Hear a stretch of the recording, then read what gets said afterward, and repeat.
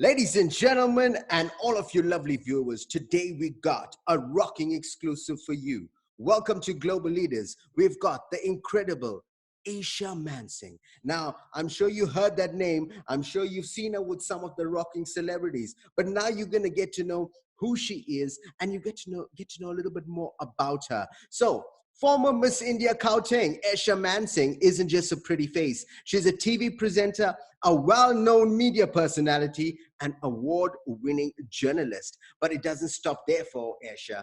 Esha Mansingh is the first and only woman and currently the youngest member of the executive committee of JSE-listed Imperial Logistics. So, as you know, and I know you are one of those passionate global leaders, viewers, followers, and most importantly, Global Leaders is all about giving you the correct mindset and helping you learn from people who are making a significant difference. So we're going to kick off right now with segment number one because we've got Esha with us and we want to know more about Esha. So we're going to go straight over to the pretty face, Esha Mansingh. Esha Mansingh, segment number one, getting to know Esha. Esha, tell us a little bit more about yourself. Well, thanks, Rajiv, and thanks for that introduction. You make it sound a lot more fancy than it really is. So, Esha Mansingh actually grew up in Chatsworth. I mean, I was born and bred in Chatsworth, the youngest of four kids coming from a very supportive family. So, I'm very lucky to have the upbringing that I have. I matriculated at Pinetown Girls High, and I think very much from a young age, passion for me was about what drove me, to progress, to remain motivated, and also coming from the upbringing and the family support structure that I had. They always pushed me to be who I was and to be more than what I could actually be. So following on from Pinetown Girls High, where, I really started to get involved in community projects. I was the deputy head girl, the Learners Representative Council chairperson, the Hindu Students Association chairperson. Wow. And as I continued, to progress into university, I then decided, just living the normal life wasn't, what I wanted to do and what I wanted to achieve. So as I continued university, I continued to get involved in communities. I continued to progress with my passions, and it was really about perseverance. And I think really for me, when I hit the world of corporate, which was about 18 years ago, to be frank, not to give away my age. And, that was when you started to get the platform to expand your sphere of impact and influence. And then I think winning Miss India Gauteng in 2006, and then also getting into the world of media, which was on the side to my corporate job, helped me to expand that sphere.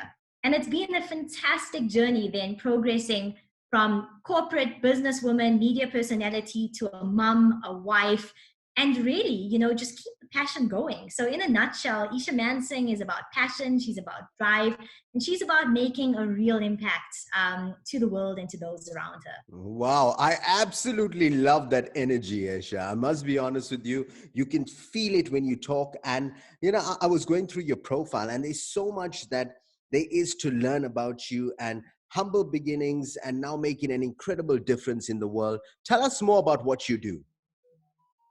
So I do a few things. I always say that I try to keep busy to stay out of trouble.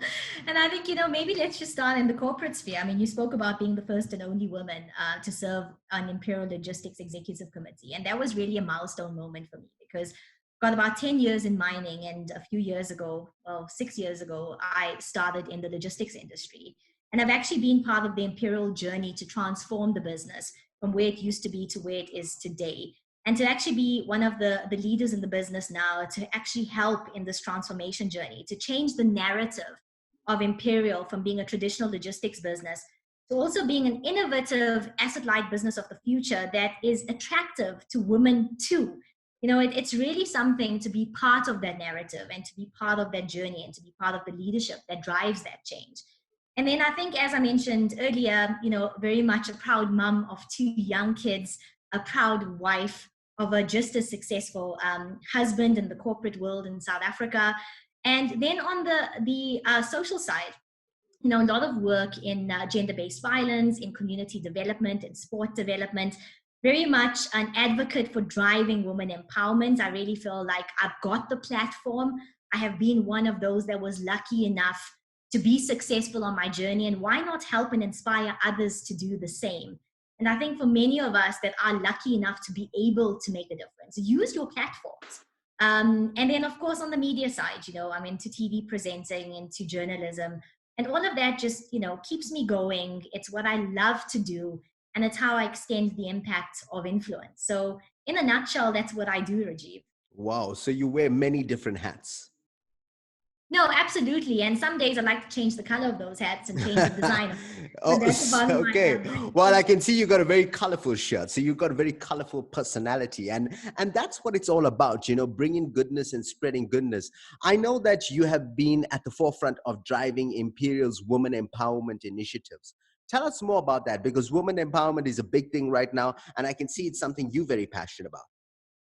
Yeah, so that's absolutely spot on. I mean, I spend a lot of time on it. And, again, you find lots of examples of people, or particularly women in positions of power, that feel very insecure and that do not want to share the love and share the influence and create more opportunities. And, I'm certainly not one of those. And, I am a firm believer of gender diversity. But at the same time, I also want to be one of those women that achieve it together with the support of our male counterparts. I think very importantly, and that's what we do here at Imperial, is that being one of the most senior women in the organization, I've got fantastic support at the highest level of the organization, from our male CEO down to all my executive colleagues, and all of us really want to drive women forward.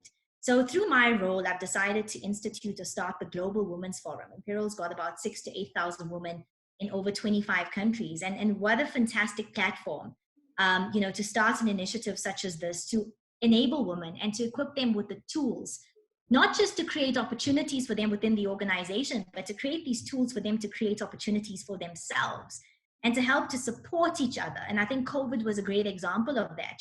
This forum was also used as a support tool where many women were at home. Some were subjected to gender-based violence, others were juggling many roles, from online schooling to getting your day job done, to being a wife, to making sure you had food on the table, to having 24-hour non-stop days. And by having, these kind of platforms and forums, it's not just to empower, but it's to encourage and to motivate. And to say that we're all in this together. And outside of Imperial, we've used our Global Women's Forum to extend the impact, and we've started to support other initiatives like gender-based violence in South Africa and in many of our other African countries. We've used it to support women in sport, which doesn't get the attention or the attention that it deserves compared to male sport. So we've looked for the gaps, and we've looked for the opportunities in terms of how Imperial can get involved and make a real impact in giving women a voice. Wow. Wow, wow, wow. You sound like president material. To be honest, that's what I love. It's so refreshing to see one of our homegrown people from the humble city of Chatsworth, city, town, whatever you want to call it. I know I'm from Chatsworth and I'm very proud of it. And I always say it's so enlightening to see what you're doing and what you have become, because that's what this is all about. Now, there's two things I want to head into, is because you spoke about such powerful things, and I love the way you spoke about creating a platform for the woman in Imperial to not only just further and grow the Imperial brand, but also to grow the woman. And I think that is so fantastic, and I think that deserves acknowledgement. And then also you spoke about coming into Imperial, into a very male driven sort of world out there. How was that for you? I know being a woman in the corporate world. How's that experience been for you? So it's been quite a personal journey for me, because I think through that you also learn a lot of lessons, not just about the corporate world, but about yourself. And so I was lucky enough, and not many other women, unfortunately, are as lucky as I am, to have come into an organization where you had the support.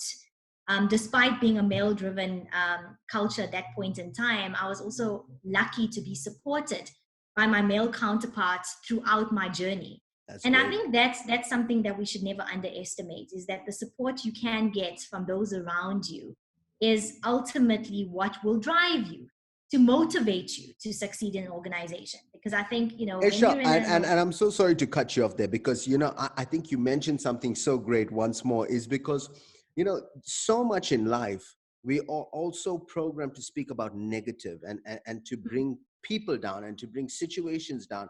And I think when good is done, we need to acknowledge that good. And you mentioned about the fact that these males helped you grow and become a better version of yourself. And I believe, and that's the reason why Global Leaders has come to the forefront, is because we need to spread positive thinking. If we Mm. as individuals expect goodness from others, we will receive goodness from others. If we expect negativity and mistrust and sort of challenges, the chances are we will receive that, right? No, absolutely. And I think, it's also about perception. I think a lot of us, go into the corporate world with this perception that's being created that, I'm female. Look, I Exactly. had two challenges. Well, three really. I mean, one, I worked for very male driven industries just by nature of what they were, from mining to logistics. Secondly, I was female. And thirdly, very young. And, but again, it's about exactly what you've said. It's about your perception and your mindset. And Yes. I could have come in here with a very negative mindset to say, well, I'm going to be prejudiced. And of course you're prejudiced. I mean, there's a lot of prejudice that happens everywhere we go, just by virtue of who we are as people. But I think a lot of it is also subconscious. So, it's not something we should all dwell upon. It's about saying, I've got the support. I need to look at the gaps, and I need to, to take those opportunities, because that's another thing that not many people do, is that they don't take the opportunities no matter how unrealistic they seem at the point in time. You have to take the opportunities. And and it is very much about attitude. It's about opportunities. It's about perseverance. And a lot of people say fake it till you make it, and we laugh about it. But very much about making it into the corporate world is learn as you go. And there's no better learning. I mean, no degree will ever prepare you for the hands-on experience you get in your job. And you as an individual have to make the choice as to whether you want to pursue the opportunities when they present themselves, or whether you want to just continue to remain in your comfort zones. And no success will come if you stay in your comfort zones, no matter what the support, what the prejudice, what the environment is around you. And I think let's also not underestimate the support system you have outside of work. Had I not had the supportive husband, the supportive parents that said, look, it's been a rough day at work today, hold your ground, tomorrow will be better. I mean, that motivation has also been a pillar in driving me to who I've become today. Well, that leads me to my final segment, my final question in this segment. And that is, how do you manage to find the balance between your career, being of service to the community, as well as being a wife and a mother of two children? Rajiv, work-life balance in my world after all of these years just doesn't exist. Okay. I mean, there's 24 hours in the day, And and I should everyone, add activist to that, humanitarian woman leader, active, influential woman. There's a whole lot more titles to add to that. like I always say, you make it sound a lot fancier than it really is. But I think the key for me is not about balance, but it's really about priorities. And it's about the role that you're in, and to focus at the role that you're in at that point in time. So when I'm at work, I try very hard, excuse me. When I'm at work, I try very hard to focus on the task at hand, because then you're focused. Your heart is in it, your mind is in it. When you're with your kids in the afternoon or in the morning, that's family time. And I mean, I've learned with kids, you don't have to give them 24 hours every day, but the hour, the 2 hours, the 3 hours that you are with them, that's their time. Focus on what you're doing. Don't have a cell phone in your hand, or doing emails at the same time. Look, there are those days where you have to juggle, but as matter of principle, be who you are and focus on what you are at that point in time. So, I think for me, that's very much the way that I get it done. And then, of course, planning. Look, it takes meticulous planning. And I think a lot of that comes with my A-type personality, which is sometimes a positive, but also sometimes detrimental, because along with being well planned, there's a lot of stress that you have to deal with. But, you need to also enjoy what you do. So, stop thinking about that email you need to get to at 9 o'clock tonight. Focus on being the mom now. Focus on the work you're doing in the community now, and take those social media pictures and take those selfies and post them, and then get to the emails a bit later on. So just prioritize. There's 24 hours. There's only so much we can do. And don't ever try to achieve balance, because in my world, it doesn't exist. You know, what's so interesting about what you mentioned, and there's a great book that one of my mentors actually has written. His name is Eckhart Tolle, and it's called The Power of Now. And it's an incredible book, and it's exactly what you described. You know, when you are there with your kids, you need to be there with your kids. When you're at work, you need to be at work. And the moment we start living in that present moment, we start getting the best value from that moment. So, very nicely said, Isha. I really like your sort of outlook and perception on how you manage to ultimately juggle all of those fantastic things. So what we're going to do right now is we're going to go to a segment number 2. I'm going to put myself back on camera and I'm going to be introducing segment number 2. So, guys, we've had a rocking segment number 1 with the lovely Esha Mansingh, and you got to know a little bit more about her. Now, we're going to dig a little bit deeper. We're going to find out some of her life secrets, some of the things that she uses or she used to become the legend that she is, or shall I say, the leader that she is. So, we're going to get back live to the lovely Esha. Esha, how you doing? Great, Rajiv. Like I said, I like these sessions because it puts you on a very different pedestal. Different So vibe. thank you. So I hope you're doing well because you knocked segment 1 out of the park and you gave people so much of value and they got to know who you are. Now we would segment number 2, and segment number 2 is all about life secrets. So I'm going to get straight into the first question. What do you feel is your USP, your secret weapon?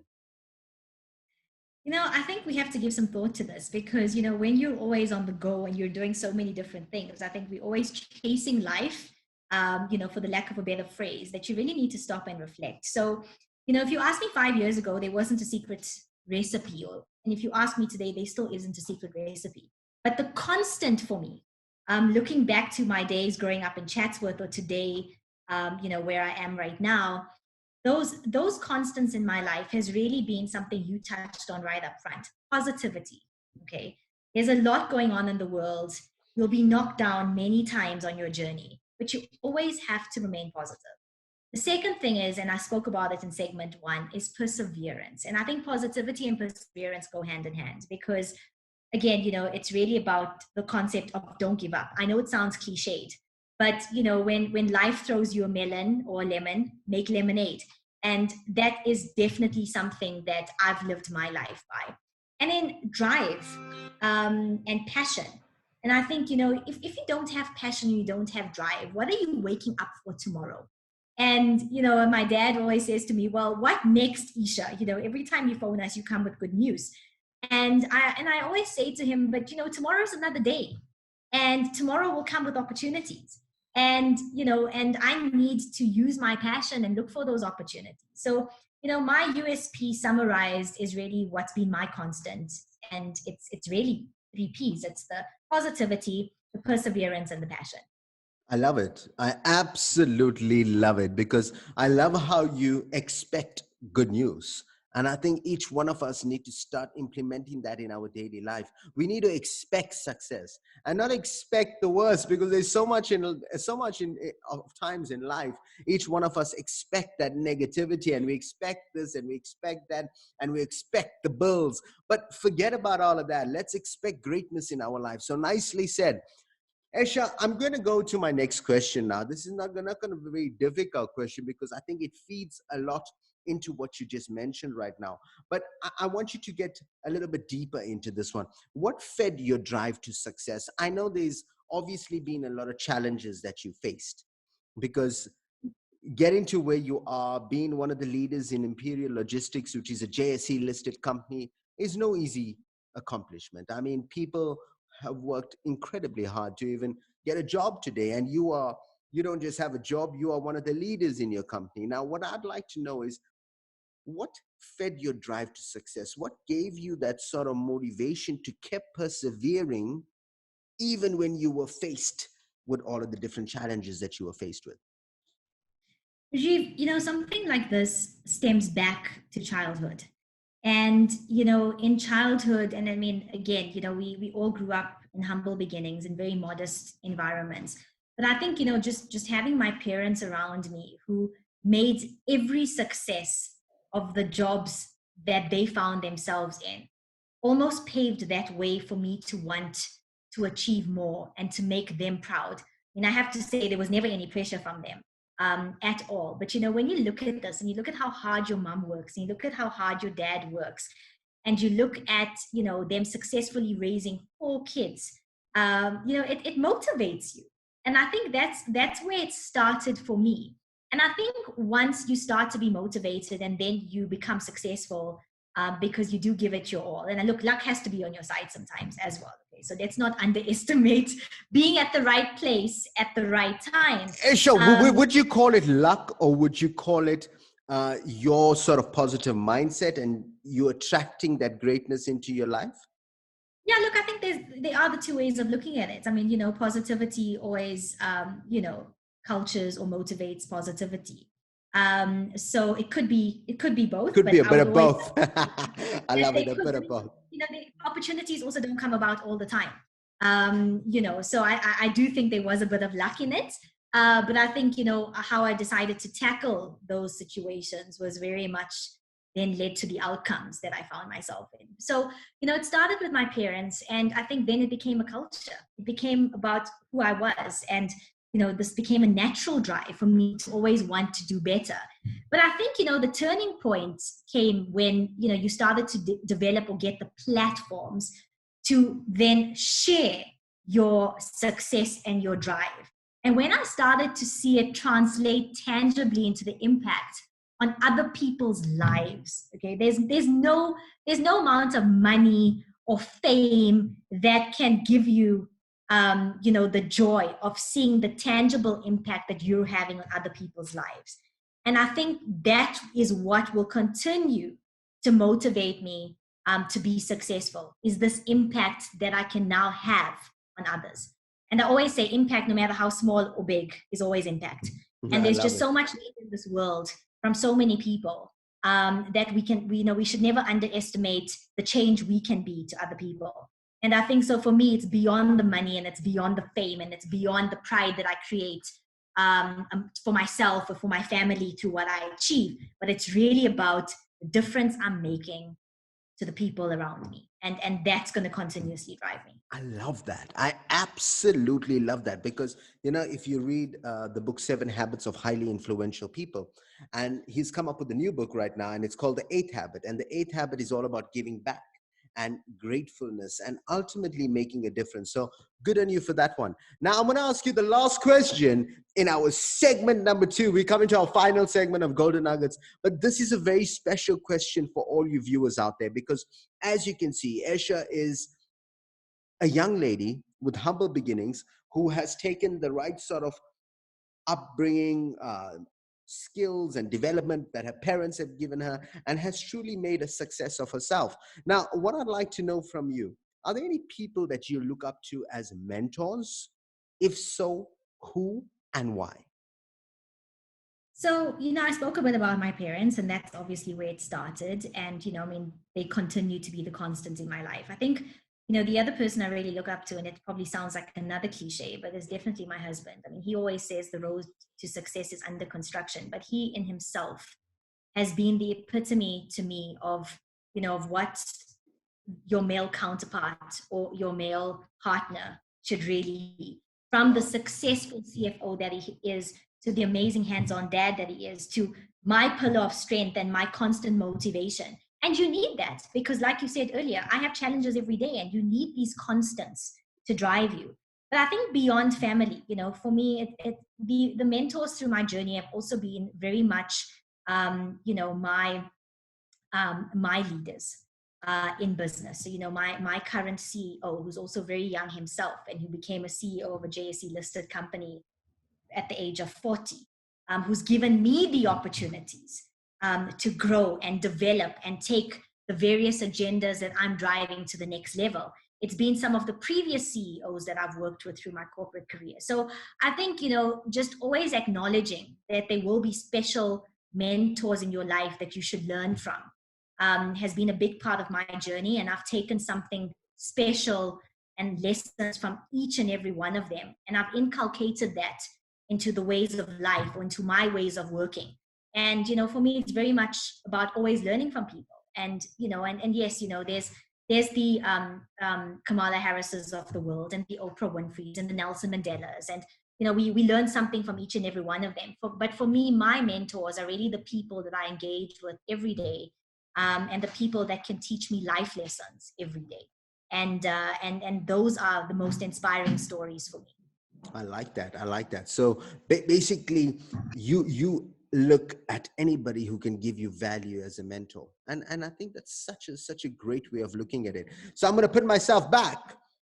Guys, it's been a rocking segment number two with our very own Esha Singh. Now, let me tell you a little bit about Esha. She's the type of person who's giving it to you real live right here on Global Leaders. If you do not watch this video from start to finish, you are doing yourself disservice, because right now we're going to be kicking off with segment number three, which is the Golden Nugget segment. Now, this is the segment where you get to learn her secrets, where you get to learn something that you can take away. So we're going to put back on screen our beautiful Esha Singh. Esha, segment number three, you've done a great job with our last two segments. And I know people are already getting so much of value and they got so much of takeaways. What I want to ask you right now is, you've certainly achieved success at such an early age. What advice do you have for people who are wanting to do the same? Geez, Rajiv, I really feel like I'm in the hot seat now. But You are in the um, hot seat. We should do a rapid fire round or something like that. so look, advice, is always something that's relative. And for me, it's really about what have I learned through my journey that I find will be valuable to those around me. And I think, the first thing for me is really just to encourage people to be able to be in the mindset of looking beyond the boundaries that have been set for them. And each and every one of us, no matter race, color, gender, have these boundaries, if not set by society, but are set by ourselves even. And we really need to have the ability to look beyond that. I think once we look beyond that, we see a world of opportunities that lie beyond that. And I think that if you start there, you start to then identify opportunity, and then really, the sky's your limit. Because you're kind of taking yourself out of your comfort zone, and it's not easy. It's really not easy. We've all grown up in various stereotypes, okay? And it's really not easy to take that next step. It's scary sometimes, to be honest. But it's really about having the confidence in yourself. It's about being able to take that step to look beyond your boundaries and stretch those and take your opportunities. And I think for me, that was very much step one. And then, coming back to, my three P's. And the first one of those, positivity. Guys, there's just so much negativity in this world. Stay positive. It's difficult. I understand. But be positive. And, no matter what life throws at you. And then I think, finally, the bit of advice that I would give to people is be authentic.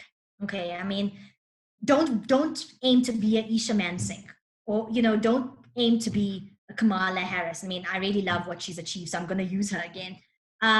Because I really feel like each of us start setting boundaries for ourselves, and we go back into that, comparing ourselves to other people. I honestly believe that whether it's my 5-year-old daughter, or, whether it's my dad who's now 76, or whether it's one of the big celebrities that we look up to, each of us has something to give to this world. And, and we shouldn't hold ourselves back because, we don't have a platform, or because we don't have success, or if we don't know the celebrity.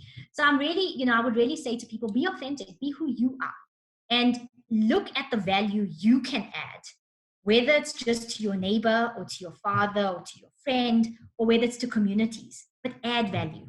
Okay. I mean, don't wake up tomorrow and look at your life that's passed you by and you haven't actually added value to anyone or anything. So that's the kind of advice that I found was useful to getting me to where I am, and hopefully viewers will find useful. I like that, add value, because we're in a world where the most important thing is giving value. And the more value you add to people, the more, I'll say, opportunities, the more abundance you will receive. Now, I'm going to ask you And a very, I'm just I'm go, just go, going to go for jump it. in there. And when I talk about value, it's not monetary value. No, A lot of us still, 100%. oh, I can't make a difference, or I can't add value because I don't have money. It's not about No, 100%. value. Comes in so many shapes and forms. You just need to identify where you can make a difference. I love that sort of thinking, and I love that sort of mindset, because it's all about making a difference. Now, I'm going to ask you a very important question before we get to our tail end. We on This is our, I'll call our penultimate question, but it's a very important question, because this is a question I believe our viewers would really love to hear. Is because each one of us go through many different challenges in life. If you had to take this moment right now and think back of, I'll say, one of the greatest challenges you faced in your life, what is it? Describe it, and how that challenge or that moment helped you grow as an individual. Yeah, so that's a very interesting one. So I think, one of the biggest challenges I faced in my life was to prove myself in the corporate environment. And it wasn't a one-hit wonder, to be honest. It was this constant for very many years. And again, coming back to, the framework that I had to operate in, being young, being female, being in environments that were new to me, and coming to the table with very new ideas, that was not part of the norm. And and the reason I call it this constant challenge for many years is because it molded who I am today. And there were various times where you actually thought, well, why am I doing this? And it was only after you managed to overcome, within yourself, those boundaries, and those challenging situations. And there were many. I mean, I can pinpoint specifics, but I would frame them as just corporate challenges. Then you actually look back and say, wow. So there were points in my life where I thought, why? Why am I still in corporate? Why am I still fighting this fight? Am I ever going to progress? Should I need to wait till I'm 50 one day to be able to be recognized? And that challenge is always about being, proving yourself over and over and over before you even recognize, let alone being given a voice. And I think for me, the formative years of my corporate career were the most challenging. And that was a turning point for me, because at that point I could decide to continue on this journey to fight and scream, not literally, figuratively, to be heard. Or do I just say, this is who I'm supposed to be in life, this is my space in the world of corporate, I'll accept it, I'll get paid a salary, move on. And that for me was one of the most definitive experiences. And it took a few years. It wasn't just a one-hit wonder. And I made a choice. I was at the crossroads and I chose one way over the other. And I think a lot of people choose the other way and stay there until they're 50. So that is what I would say, the corporate journey and the start of your corporate journey was probably the most challenging. I think that was such a powerful piece of advice, and that's what it's all about. A lot of us are facing challenges right now, a similar challenge that you just described. And I think it's so important that they make that right decision, push through, and they will be able to see the light at the end of the tunnel. So, Esha, last question for the day before we love you and before we leave you. The world has been going through a global crisis. What advice can you share with them to remain safe as well as to get back on their feet? So, first of all, I'm very disappointed that's our last question, but be that as it may. Oh, I love that. I love that. We're going to miss you. It's been such an honor to have you on our show. No, thank you for that. Resilience, Rajiv. It's something, it's a word that's been used so loosely, and it's been used through the entire COVID-19 pandemic. But for me, it's about resilience. The pandemic has come. It's a once in a lifetime event. 24 months ago, none of us would have ever experienced or even imagined that we will be experiencing what we will and writing history in the process. And so the only advice I would give to people is please remain resilient. This too shall pass. There's many life lessons that COVID has brought to us. It's taught us how to multitask. If we didn't think we were capable of doing it, we've done it. Okay, all of us are playing many different roles with no boundaries anymore. But we've done it and we'll continue to do it. You talked about staying safe. I mean, just keep your head above water. I know it's sacrifices that we have to make now. We have to stay at home. We have to stay away from family gatherings. But, rather do it now for the benefit of not just your future, but for the future of your loved ones. But stay at home. do the responsible thing. But again, resilience is not just a today thing or tomorrow thing. It's a mindset thing. Okay. So it's about looking beyond the pandemic. And I know it's difficult because a lot of us are facing challenges within the pandemic. But stay resilient, keep your head above water. Don't ignore the responsibilities that go with managing a crisis at the same time. But, at the end of the day, keep your mental health in the right space as well. Because I think the pandemic, because it's such an unnatural thing for us to experience and not having a lot of human contact, it can do strange things to our mental health. And I think, just don't neglect your mental health. Make sure that, you do the right things, you stimulate yourself, you take time out for yourself. You don't always have to be a mom or a corporate employee or a wife or cooking in the kitchen. Take time out. We all deserve time outs. Take time out to recharge, to refresh yourself. I mean, you can't go to a spa, but relax in your bedroom and read a book or do something that you enjoy doing, because don't let the pandemic get the best of us. And so resilience, time out, recharge, and be responsible. That's what I would say. Wow, wow, wow. So stay with us. Guys, it's been a rocking session with the incredible Esha Mansingh. She's given us so much of value. She's shared her life story. She's given us her life secrets, and she's given us some golden nuggets. Now, the one last thing I'm going to ask her to share with us before I love you guys and leave you. Remember, this is Global Leaders. You're getting to know your favorite people live right here. Esha, I know you are going to be honored with the Influential Woman Award coming soon.